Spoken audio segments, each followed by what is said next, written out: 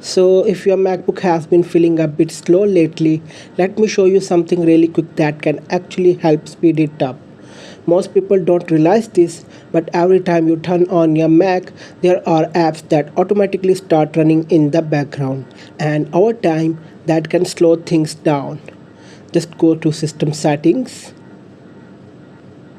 then General, and open login items and extensions.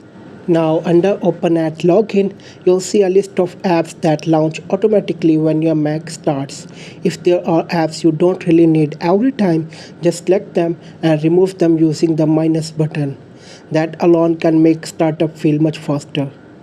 Then scroll down to allow in the background. These are apps that keeps running even when you are not actively using them. Turning off the unnecessary ones can instantly reduce background load and make your Mac feel smoother. And if at any point you feel like an app is frozen or not responding, here's a quick fix. Just click the Apple logo in the top left corner of your screen and then choose Force Quit. After that, you'll see a list of running apps.